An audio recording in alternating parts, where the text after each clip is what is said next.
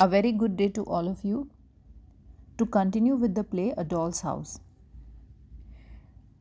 In the earlier videos, we have discussed the theme, the characters, and the social issues that are portrayed in the play.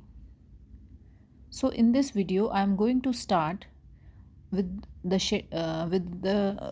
with shedding light on the feminist attributes that this play is throbbing with, and I'll try to see it with the eyes of a feminist writer. So, feminism is the dominant theme of this play. So, when the play was first published in 1879, it was coming of age that deals with the lives and anxieties of women in Victorian era.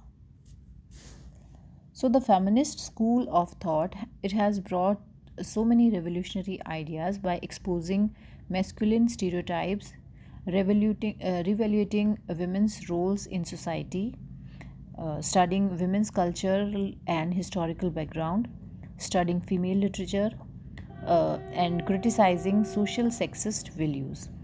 So, the main protagonist, who is Nora Helmer, she is best illustration of the illusioned woman who lives in a society where where the male counterpart oppresses, and female, she is the victim of oppression. She reduces to mere doll or a plaything.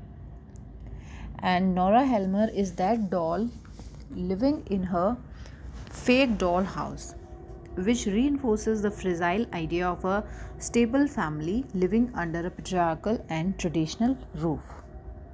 So, one can argue that Nora Helmer and other female figures portrayed in A Doll's House, they are the best models of the second sex or the other that the French revolutionary writer Simone de Beauvoir discussed in her essay, The Second Sex. So, she argues that woman has been viewed as a hindrance or as a prison. Aristotle, she has also talked that the female is a female by virtue of a certain lack of qualities, and we should regard the female nature as afflicted with a natural defectiveness. So, woman is always depicted as secondary to man. She does not exist as an entity by herself but as the other. So,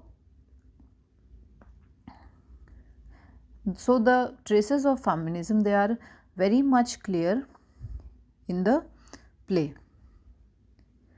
So, when we see that the how beautifully the poet describes the traces of women, the traces of feminism in the play, Nora, who is presented weak, very shy, and a very timid girl, at the end of the play, she is presented and bold, and she takes a very drastic step to leave her husband home. So, in the beginning, in her husband's eyes, Nora is nothing but a silly squirrel, a little skylark, a songbird, and whose thoughts are nonsensical and typical to any other woman's. So, since her childhood, Nora has been regarded as the other by her father. So, then her father handed her to her husband, who treated her like a valued possession. So, this is best depicted by Nora's self realization and awakening towards the end of the play. So, at the end of the play, we are shown a very different Nora. So, Ibsen's depiction of the weak and docile woman brings brings to mind that 18th century revolutionary writer Wollstonecraft, who argues in her essay A Vindication of Right of Women, that women are taught since their infancy to have the softness of temper, outward obedience, and an attention. So she is gifted by beauty, and these attributes will ensure them the protection of men. So, this is very much evident, and she Nora, she presents she dance do does dance for her For husband, she dresses up and she recites for him. And on the other hand, Nora is treated as a spoiled child but also as a sexual object that her husband fantasizes about.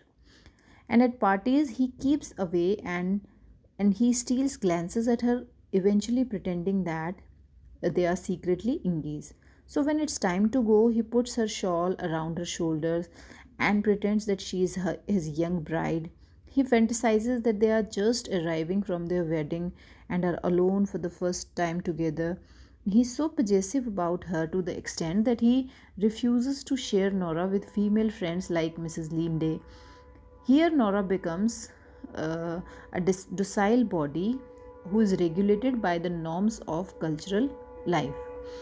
So, thus, towards the end of the play, Nora realizes that it's the time that she regained her status as being the one after a long time of submission, which establishes her role as the other.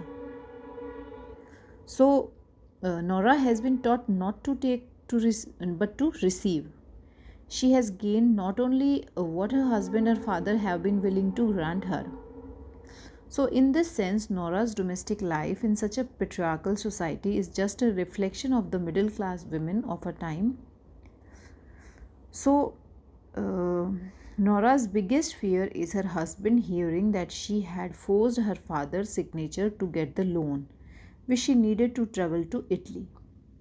Her motives were absolutely selfless because that trip saved her sick husband's life. Nora knew that the revolution would have put her husband's reputation at stake, but she felt deep inside her that her husband would sacrifice his reputation to defend her as soon as he came to know that she did this to save his life. So the feeling tormented her to the extent that she contemplated suicide. She is not worth her husband's nobility. She is not even good enough to be a mother. Didn't her husband tell her that all young criminals have had dishonest mothers because it's usually the mother's responsibility? So, despite her great sacrifice, driven by her love for husband, Nora agrees that she is a bad influence on her children. She even decides to isolate herself from her kids and let the nursemaid take care of them fully.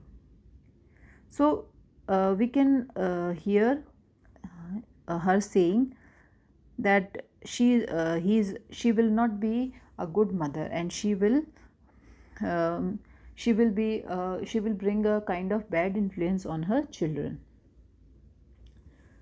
So the doll house is shattered as well as Nora's illusion. So the doll finally recognizes that her role has been nothing uh, but the other only. So she is aware that that it is she who agreed to the definition of the one and the other.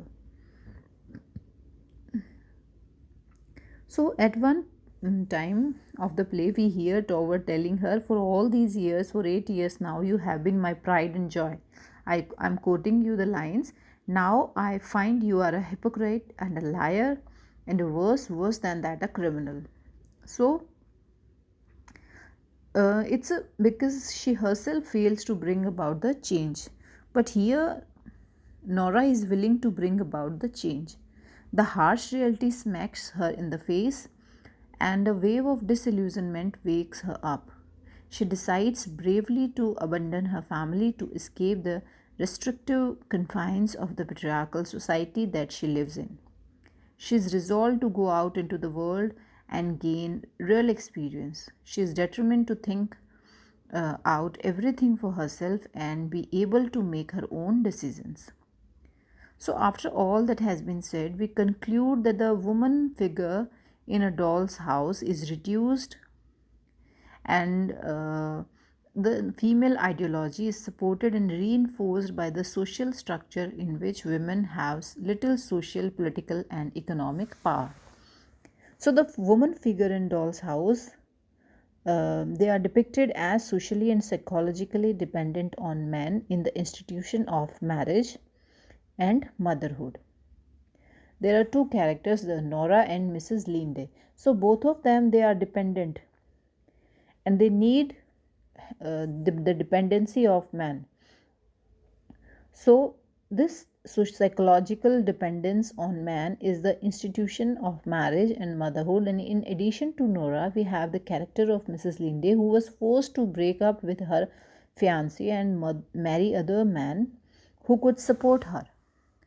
So he is also she is also trying to find a kind of support who could support her, her mother, and her two brothers. So we also come across the characters of the nurse who had to give up her child conceived outside and outside the wedlock in order to keep her job.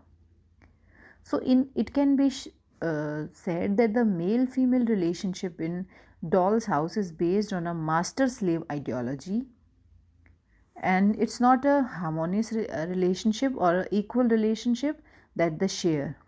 It's a kind of male slave and master relationship. So both Nora and her husband recognized this dependency on each other, and self consciousness led Nora awakening in the end.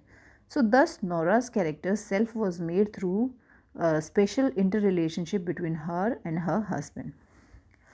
I also noticed that we can find the trace of root of Ibsen's A Doll's House in the Plato's allegory of cave.